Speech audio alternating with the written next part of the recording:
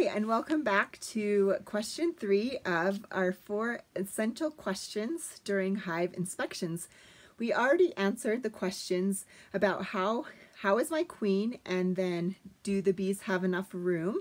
And today we are going to focus on the question, are they healthy? So this is a really important question, especially there are some diseases that are kind of wiping out bees, but if we know about them and can do something about them, then we can help our bees overcome that.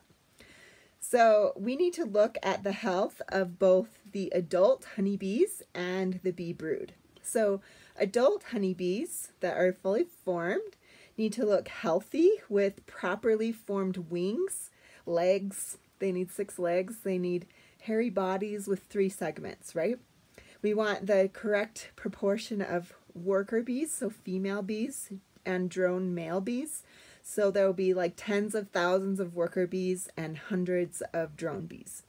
So we don't want to see mites, which are like little maroon dots, attached to the bees' bodies. That would be not a healthy thing. Okay, we also want the queen to lay a healthy brood pattern with few empty cells between the brood cells. So if you have a really good pattern, it's mostly, like you can see, sometimes we post pictures of really beautiful brood that has like the whole frame is just like beautiful brood where the queen is laid and they've capped it over. That's what we want to see. Healthy brood is white and kind of shiny, not chalky or like mummified. It smells normal. It doesn't smell foul, and it does not have mites. So sometimes the easiest place to see mites, if you have them, is if you break open on accident some drone comb, and you can look, or maybe sometimes on purpose, we'll break open the drone comb and look in there. Mites love to live on drone comb for some reason. We can look in there and see if we see maroon dots on their white bodies, or their white bodies. Oh gosh, it's so cold here, I'm a little bit shivering.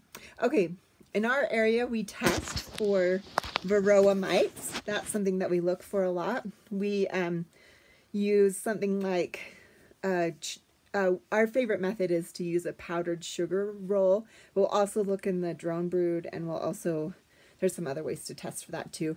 We smell for foul brood. Foul brood smells really foul and gross, and the brood looks like slimy and sticky and gummy. We watch for dysentery, which is like diarrhea, when bees don't like to use the bathroom in the hive. They like to go outside of the hive to do that, but sometimes when they're sick, we'll see a little dysentery. We'll see that streaking down the comb. We want to avoid that. We sometimes see chalk brood in our area, but that kind of tends to clear up as the weather warms up, and it doesn't really need to be treated, and there is no treatment for it, so we just kind of ignore that one when we see it. And it's not really as big of a deal. It's pretty minor in Utah anyway, because our low humidity. We also look for signs of pesticide kills. So if we see a couple inches thick of dead bees, then we suspect that they encountered some pesticides, some insecticides, and died from that.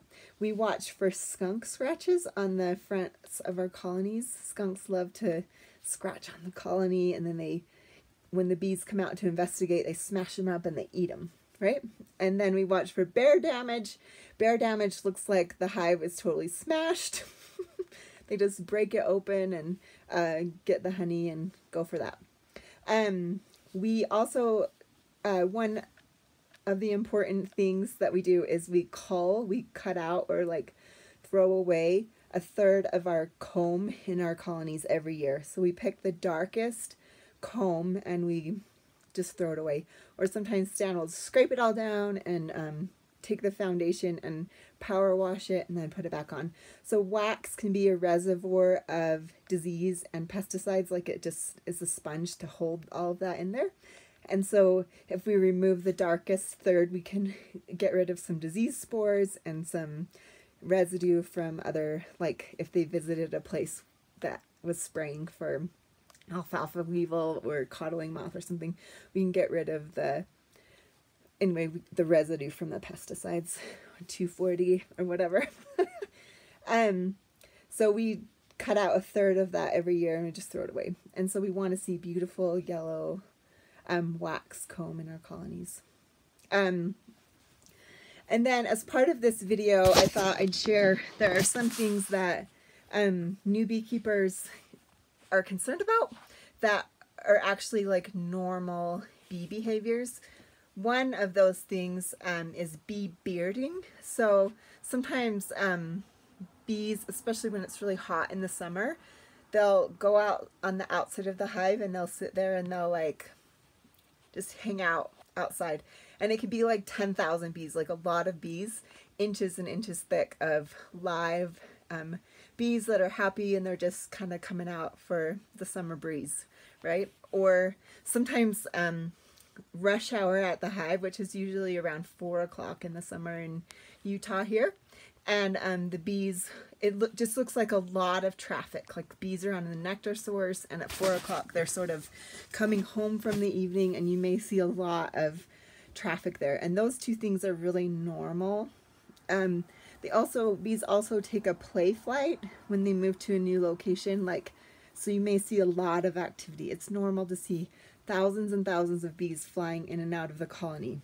But it's kind of easy to mistake those things for a swarm of bees until you've seen a swarm of bees, and then you're like, oh, that's what a swarm of bees look like. But it's easy to worry about a swarm of bees, which is like when it's not really a swarm. So that's pretty common.